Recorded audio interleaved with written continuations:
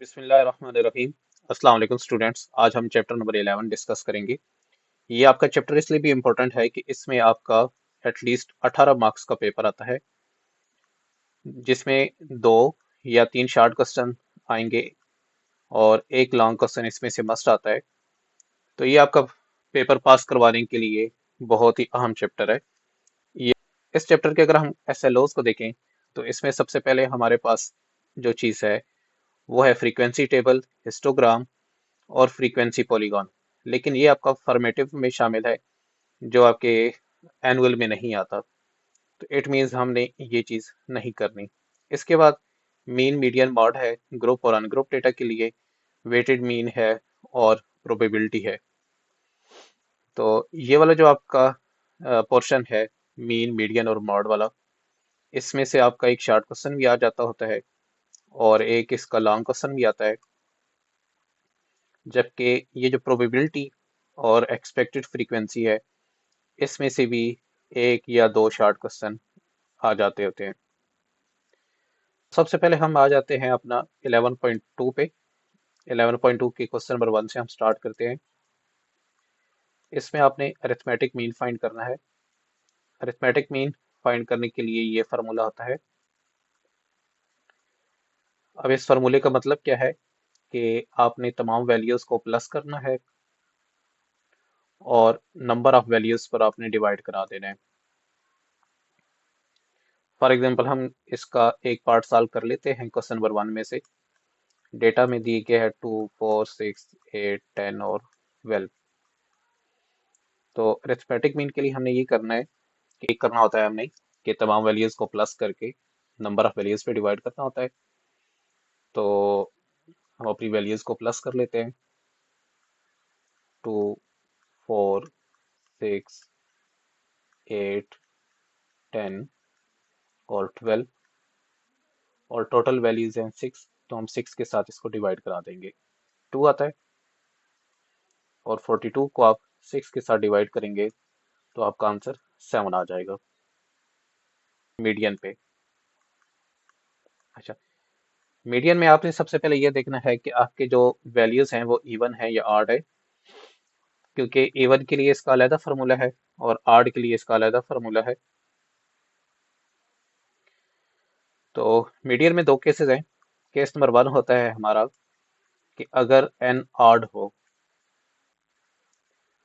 तो हम क्या करते हैं कि फिर हम मीडियन का ये फार्मूला लगाते हैं n+1/2 वैल्यू।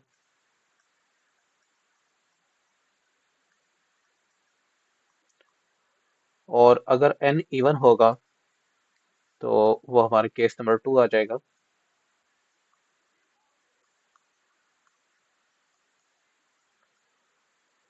इवन के लिए फार्मूला होता है जी आपका 1/2 n/2 और n/2 प्लस 1 वैल्यू। तो चले हम इन दोनों की एक एक एग्जांपल कर लेते हैं। पहले हम एग्जांपल कर लेते हैं कि जब n ऑड होगा। तो मिसाल के तौर पर हम ये डेटा ले लेते हैं। डेटा है जी 3, 5, 7, 9 और 11। यहाँ पे डेटा असेंडिंग ऑर्डर में लिखा हुआ है। अगर आपका डेटा असेंडिंग ऑर्डर में नहीं होगा तो पहले आप इसको अरेंज करके लिखेंगे असेंडिंग ऑर्डर में। और फिर हमने देखना है कि अब इसमें n हमारा 5 है, तो मीडियन क्या होगा, n+1/2। और n+1/2 का क्या मतलब है, n की जगह पे हम जब 5 पुट करेंगे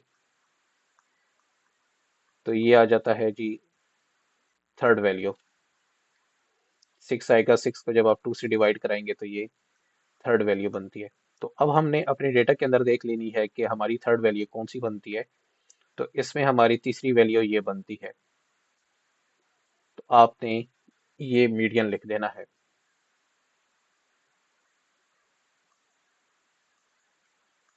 अच्छा, इसके बाद हमारे पास एक और भी तरीका होता है मीडियन बताने का।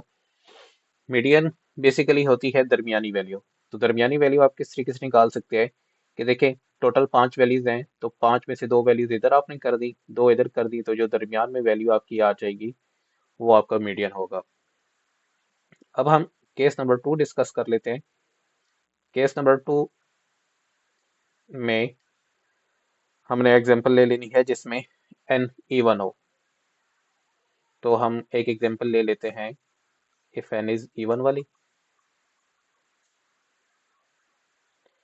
और कुछ हम डेटा लिख लेते हैं एग्जांपल के तौर पर 2, 4, 6, 8, 10 और 12। अब इसमें आप देखें तो हमारे पास नंबर ऑफ वैल्यूज हैं 6। तो मीडियन का फार्मूला हम लगाएंगे इवन वाला। इवन वाला फार्मूला क्या था मीडियन का? 1/2, n/2 और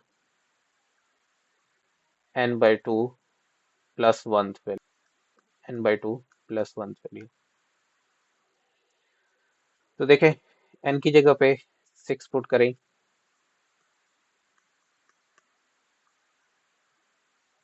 तो ये हमारे पास आ जाएगा जी थर्ड प्लस फोर्थ वैल्यू।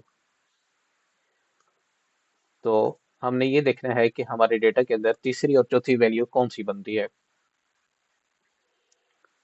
तो तीसरी वैल्यू ये है और चौथी वैल्यू ये है। तो इन दोनों को हमने प्लस करके 2 पे डिवाइड करा देना है। तो इस डेटा के लिए मीडियन आ जाएगा 14/2, जो कि 7 बनता है। फिर हम देख लेते हैं जी मॉड। मॉड का मतलब ये होता है कि डेटा के अंदर जो वैल्यू सबसे ज्यादा रिपीट हो रही है वो। तो मॉड का क्या मतलब है कि मॉड कहते हैं most repeated value in a data set.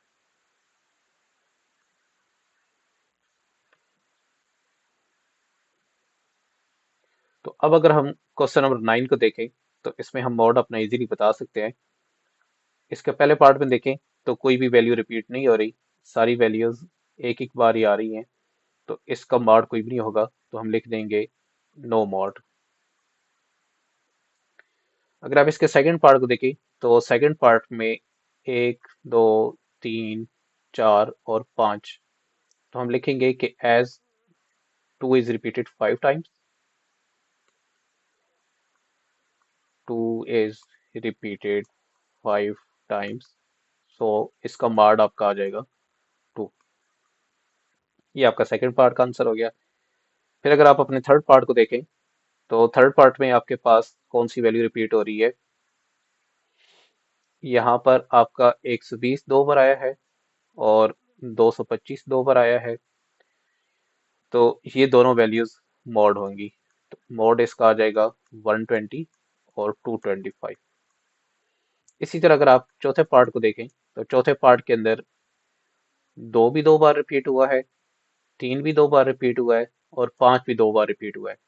तो ये तमाम वैल्यूज 2, 3 और 5 ये मॉड हो जाएंगी। मॉड बेसिकली हमें बताता क्या है? मॉड हमें ये बताता है कि कौन सी वैल्यू सबसे ज्यादा बार रिपीट हुई है। तो होपफुली आपको ये लेक्चर क्लियर हो गया होगा। अब अगले लेक्चर में मैं आपको ग्रुप डेटा के लिए मीन, मीडियन और मॉड निकालना सिखाऊंगा।